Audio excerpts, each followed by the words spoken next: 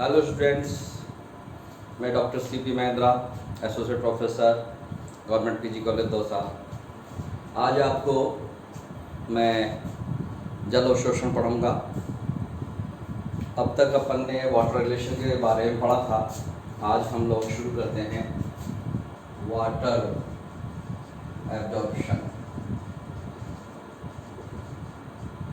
जल अवशोषण।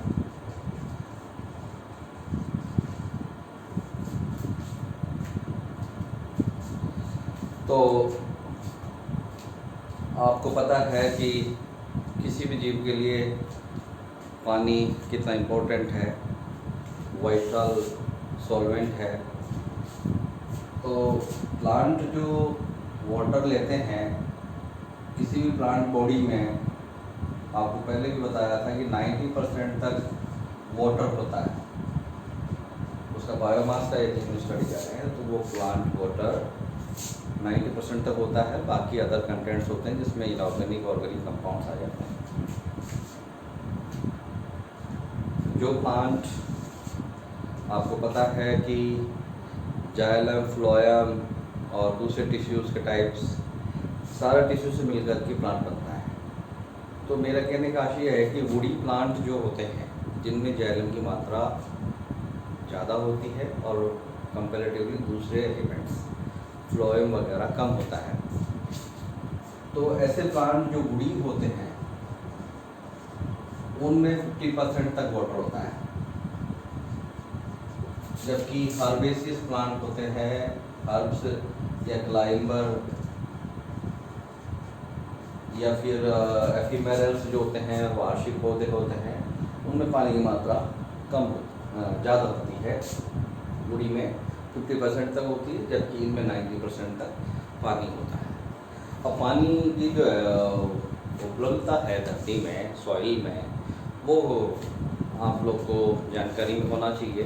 उस पर अपन चर्चा करते हैं। तो सॉइल में जो वाटर होता है उसका जो प्राथमिक स्रोत है वो क्या है? वो पानी स्रोत में कहाँ से आ रहा है?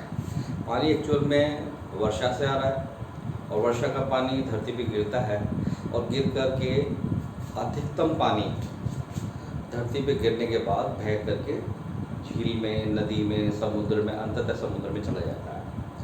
परंतु जो बरसात का पानी बसता है समुद्र की जाने के अलावा, जो धरती में धीरे धीरे रिस करके परकोलेट होकर के और पानी धरती में अंदर चला जाता है। अब वो जो पानी जो जा रहा है उसमें भी ग्रेविटेशनल वाटर, जो गुरुत्वाकर्षण गति के कारण बहुत नीचे चला जाता है, जो वाटर टेबल को मेंटेन करता है। वाटर टेबल आप समझ पा रहे होंगे कि भूमि में जो भूतल वाला जल है, जिसमें यूँ कह सकते हैं कि वो पानी जो आसानी से पेड़ पौधों के लिए उपलब्ध नहीं होता, वो पानी जिसमें जड़ें नहीं पहुंच पाती, तो वो पानी आसानी से उपलब्ध नहीं हो रहा है, जड़ों के लिए उपलब्ध नहीं हो पा रहा है। वो पानी एक्चुअल में मानव के लिए एक्सप्लॉइट करने के लिए है। अपन ट्यूबवेल वगैरह लगा के पानी को खींचते हैं। हो सकता है वो 50 मीटर से नीचे शुरू हो, किसी जगह जोग्राफिकल नेचर के आधार पे, प्लांट्स की वेजिटेशन के आधार पे भी वाटर टेबल अलग लेवल पे डिसाइड होती है। तो जहाँ पर मोनोकोटिलिडनस प्लांट ज़्यादा उगते हैं या क्रॉपिंग ज़्यादा हो रही है, वहाँ पर पानी, जड़ें ज़्यादा नीचे नहीं जाती पौधों की, वहाँ पर वाटर टेबल थोड़ा नदी से शुरू हो जाती है। जबकि गहरा पानी जहाँ पर ज़्यादा है वहाँ पे वाटर टेबल ज़्यादा नीचे से शुरू होती है, वहाँ डाइकोटिलिडन या ट्री स्पीसीज ज़्यादा होंगे। तो ऐसी स्थिति में पानी जो ग्रेविटेशनल वाटर होता है, एक तरीके से जो धरती के अंदर जा चुका है गुरुत्वाकर्षण के कारण, तो वो ग्रेविटेशनल वाटर पानी पौधों को भी उपलब्ध नहीं होता। और इस तरह से हम ये कह सकते हैं कि पानी की जो अलग अलग स्टेज हैं, वाटर की जो अलग अलग स्टेज है, वाटर की स्टेज, उसको अपन यूँ 5 क्लासिफिकेशन बांट सकते हैं। ग्रेविटेशनल वाटर, ये प्लांट्स के लिए उपलब्ध नहीं होता, ये पानी प्लांट्स के लिए नहीं होता। दूसरा हाइग्रोस्कोपिक वाटर, जो मिट्टी के कणों के साथ सरफेस पे टिप लगाव रहता है, पानी के कणों के मिट्टी के कणों के साथ पानी की बूंदें एक एक करके चिपकी रहती है, ये एग्रेसिव वाटर है। ये भी प्लांट्स के लिए उपलब्ध नहीं होता। इसमें क्या कोहेजन और एडहेसन बल जो लगे रहते हैं, संसंजन बल और ये लगे रहते हैं, इसकी वजह से प्लांट्स को इसको खींचने में बहुत परेशानी होती है और वो नहीं खींच पाता, तो उसकी जड़ें पानी को काम में नहीं ले पाती है। कैपिलरी वाटर जो है केशी का जल, ये सर्वसुलभ पानी है जो पौधे जड़ के माध्यम से इसको खींचते हैं। इसके अलावा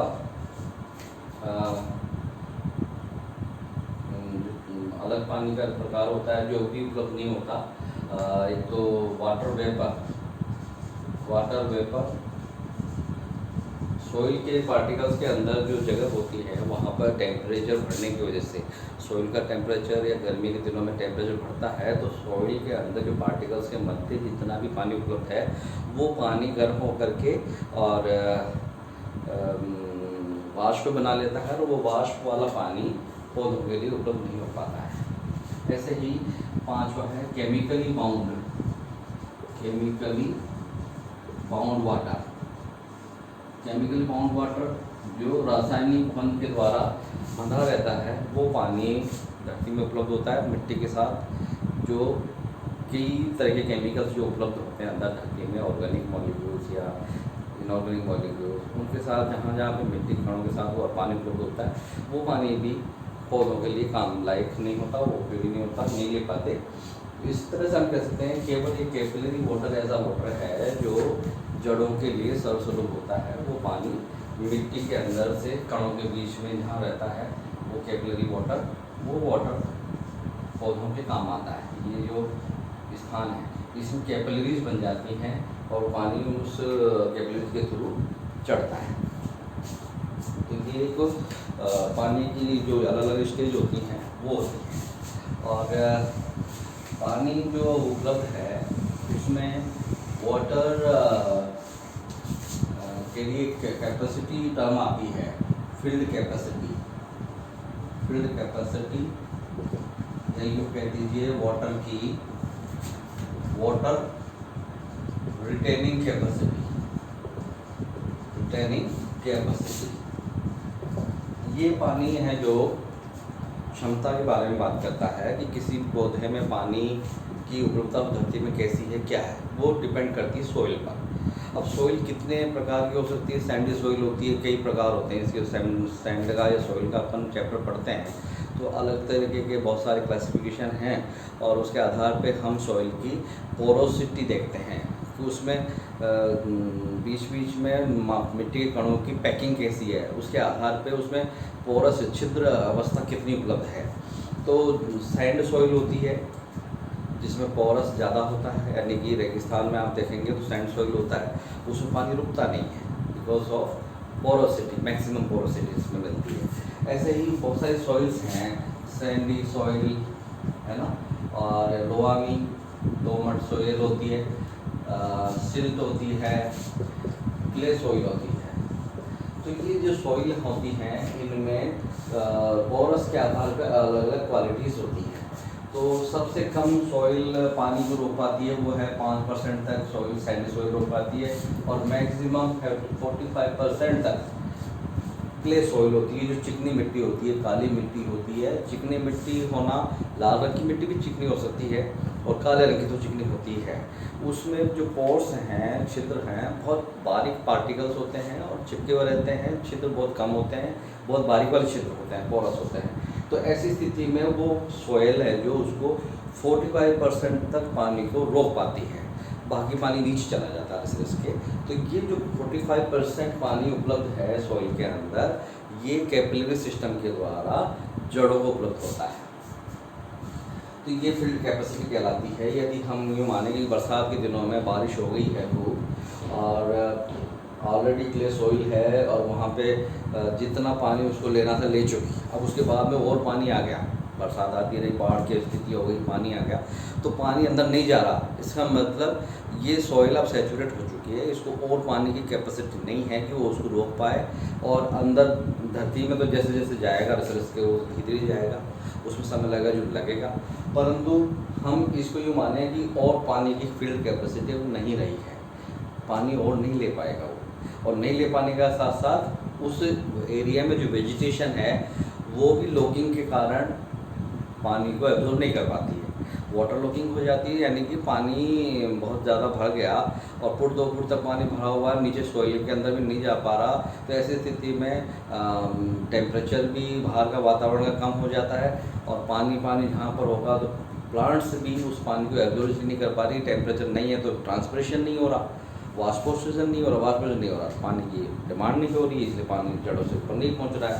तो ये मैं एक बात कर रहा था फील्ड कैपेसिटी की, जो 45% मैक्सिमम होती है। बहुत बढ़िया सॉइल ये होती है जिसमें ज़्यादा मात्रा में पानी रुका रहता है, सैंडी सॉइल में नहीं रहता, इसमें फिर कम है, इससे थोड़ा ज़्यादा है।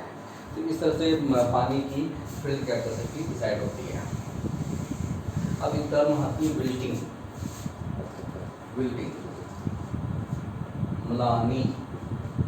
म्लानी शब्द होता है, इसका मतलब ये होता है कि जब पौधे टर्जिडिटी से फ्लैसिड की तरफ जाते हैं, यानी कि पौधा पानी की कमी महसूस करके और अपना प्लाज्मोलाइसिस वाली अवस्था में जाने की स्थिति कर लेता है। तो ऐसी स्थिति में पौधे जो भी होंगे, जिसमें शाकीय पौधे और क्लाइंबर्स, ये पौधे तुरंत प्रभाव दिखा पाते हैं। विल्टिंग में जैसे जैसे पानी की कमी होती जाएगी, पौधों की पत्तियां मुरझाना शुरू कर देती है। ट्री स्पीसीज में तो नहीं होता है, क्योंकि ट्री स्पीसीज की बहुत ज़्यादा जड़ें नीचे तक होती हैं, जो 10 फीट तक 15 फीट तक नीचे गहराई में चला जाती है, तो उनको तो पानी का स्रोत स्थायी रूप से मिलता रहता है। परंतु जैसे आपके शाकीय पौधे होते हैं, उन शाकीय पौधों को यदि आपने ऐसी जगह लगा हुआ है जहाँ पे गमला है, गमले में आपने 2-3 दिन तक पानी नहीं दिया, तो प्लांट की जो पत्तियां हैं मुरझा जाती हैं, तो वो उसको कहते हैं विल्टिंग, यानी कि म्लानी, पानी की कमी, यानी कि उस प्लांट में टर्जिडिटी से फ्लैसिड कंडीशन आने वाली है। और ये फ्लैसिड होने का मतलब है कि वहाँ पानी कम हो गया है, वाटर डाउन हो गया है, और वाटर कम होने की वजह से वहाँ पर पत्तियां मुरझा रही हैं। तो विल्टिंग कितने प्रकार की हो सकती है? पहला है इंसिपिएंट का मतलब प्रारंभिक अवस्था, दूसरा टेम्पररी, तीसरा परमानेंट विल्टिंग।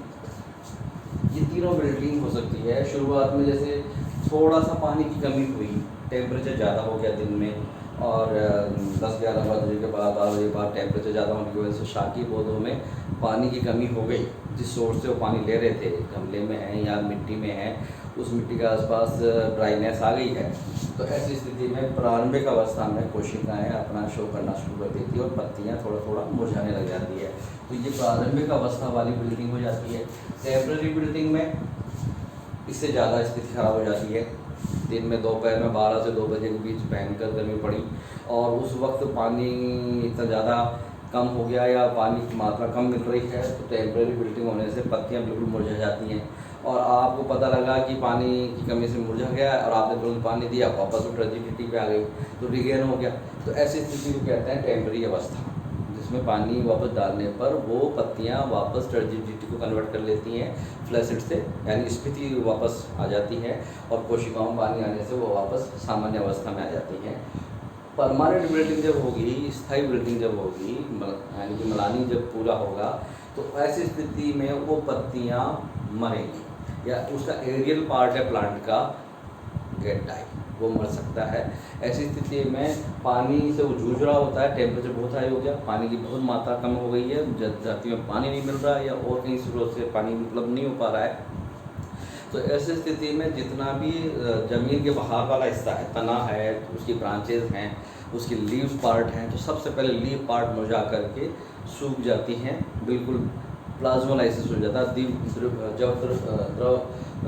जीव द्रव पे कुंचन हो जाता है, यानी कि वो जो कोशिकाएं हैं उसमें से मेम्ब्रेन वाला हिस्सा है और साइटोप्लाज्म सिकुड़ के बिल्कुल सेंटर में आ जाते हैं और पत्तियां मुरझा करके ड्राई हो जाती हैं, अंततः सूख कर वो टहनियाँ गिरने लग जाती हैं, तो प्राइमरी विल्टिंग परमानेंट विल्टिंग हो जाती है। उसके बाद उस ऑर्गन को रिकवर नहीं किया जा सकता। तो इस तरह से 3 तरह की विल्टिंग होती है।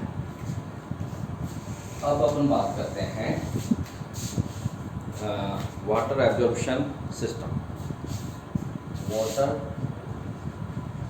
एब्जॉर्प्शन सिस्टम, आपको पता है कि पेड़ पौधों में जितना भी प्लांट्स हैं जो सॉइल पर डिपेंड करते हैं, ये वाटर में रहते हैं। उन सब के साथ स्टेम, रूट और लीव्स, तीनों पार्ट उसके उस प्लांट पर होते हैं।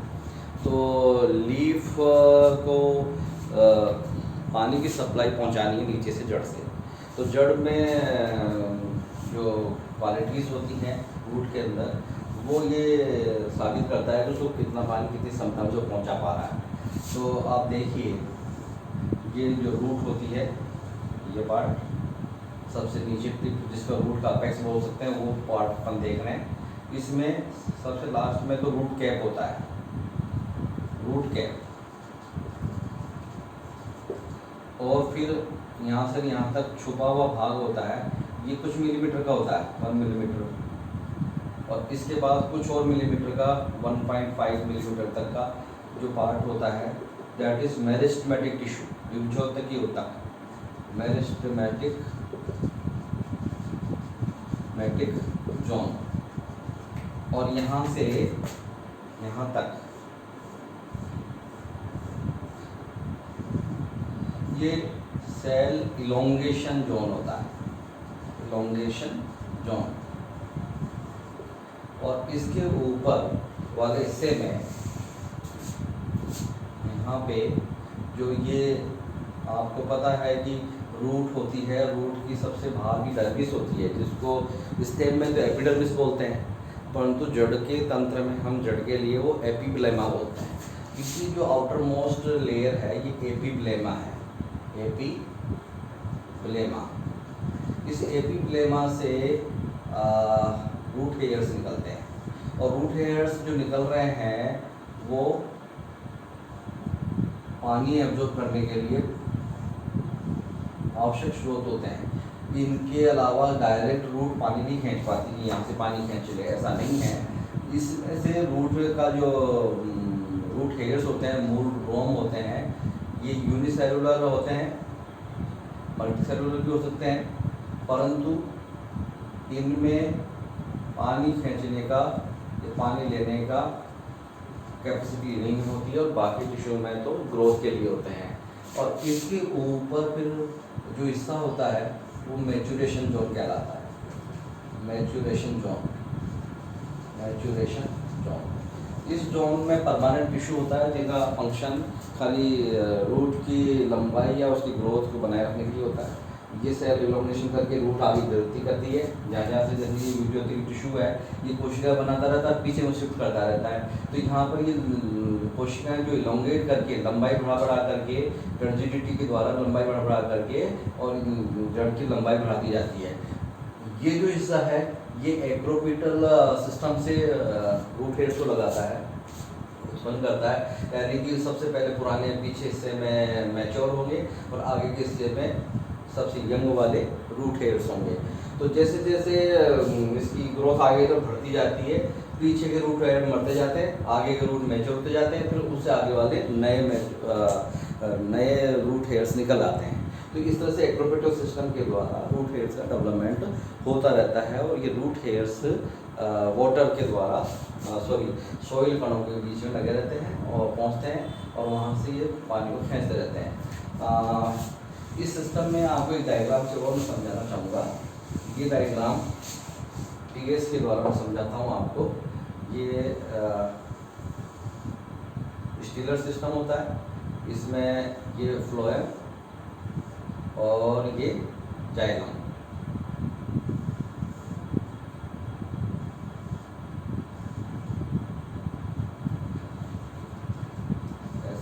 का सिस्टम होता है जिसमें ये वेसल्स और ट्रैकिट्स वगैरह जाइलम की कोशिकाएं, हेक्सागोनल पेंटागोनल, और ये पोर्शन फ्लोएम होता है और ये जाइलम।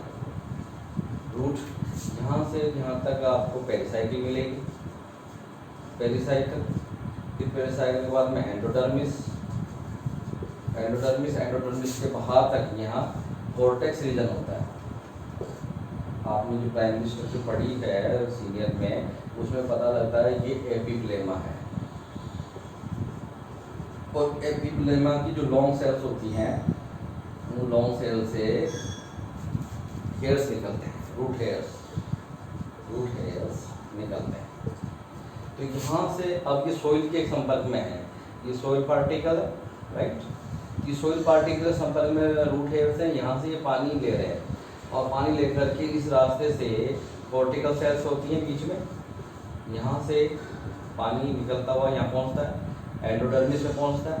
अब एंडोडर्मिस में जरूर एक व्यवधान है कि एंडोडर्मिस की कोशिकाएं, उनमें जो थिकनिंग पाई जाती है, उस थिकनिंग की कैस्पेरियन थिकनिंग बोलते हैं, वो कैस्पेरियन थिकनिंग इम्परमेबल बना देती है उन कोशिकाओं को, तो उसमें से पानी नहीं जाता था। पर भी सारी कोशिकाओं में कैस्पेरियन के बैंड्स नहीं पाए जाते हैं। मान लीजिए ये कोशिका कैस्पेरियन बैंड्स है, इसमें कैस्पेरियन बैंड है, तो ये कोशिका फ्री है, ये कोशिका की सेल वॉल पतली है, परमिएबल है, सेमी परमेबल भी है। तो इस कोशिका के थ्रू जिसके थ्रू पानी जाएगा, इसको बोलते हैं पैसेज सेल, मार्ग देने वाली पैसेज सेल। ये पैसेज सेल वाली कोशिकाएं पानी इसके थ्रू अंदर पहुंचती है। फिर यहाँ से जो स्टिलर रीजन आ गया, इसमें पूरा वास्कुलर सिस्टम है जिसमें जाइलम है, फ्लोएम है। तो यहाँ तक पानी पहुँचेगा जाइलम कोशिकाओं में। जाइलम की कोशिकाओं में पहुँचने के बाद ये जाइलम का जो कोलम है, यानी कि जो जड़ का हिस्सा है और इस सेंटर में जाइलम का कॉलम है, ये जाइलम पार्ट है, और ये रूट का हिस्सा रूट हेयर है। यहाँ से पानी पहुँच करके और यहाँ तक पहुँचता इसमें जाएगा, इसमें जा कर के ये तने में जाएगा, तने से जा कर के लीफ तक पानी पहुँच जाता है।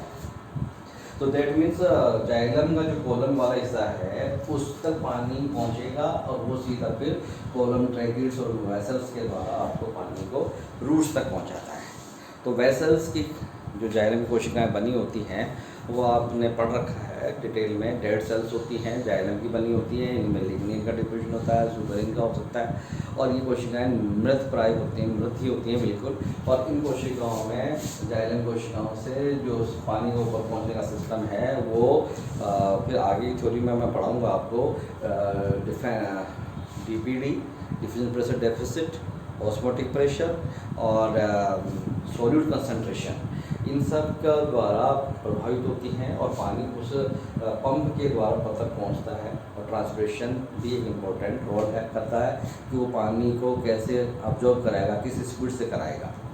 ये सारी सिस्टम समझने के लिए आपको पहले रूट सिस्टम समझना पड़ता है कि रूट में कहाँ पर पानी उपलब्ध है, और वो पानी कौन सा स्रोत खींच रहा है।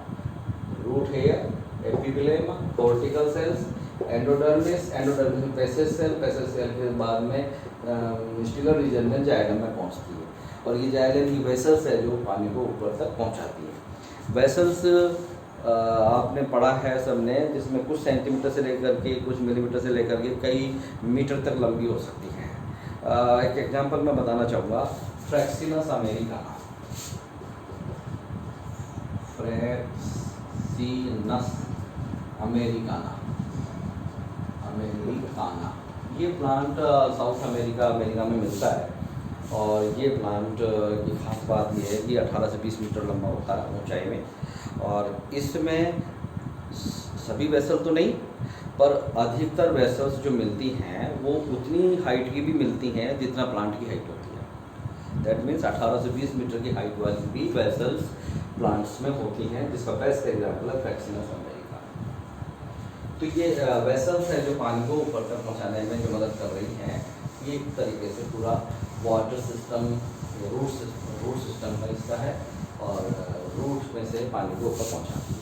तो आज हमने पढ़ा कि जड़ की पानी की उपलब्धता, पानी कैसा होना चाहिए, पानी कैसा उसको कैपिलरी वाटर होना चाहिए जो प्लांट के लिए उपलब्ध है, और आगे पहुंचाने के लिए क्या क्या तरीके से पानी पहुंचता है, जिसकी प्राइमरी स्ट्रक्चर रूट के बारे में हमने डिस्कशन किया। आगे फिर हम देखते हैं पैसिव और एक्टिव एब्जॉर्प्शन ऑफ वाटर कैसे होता है। Thank you.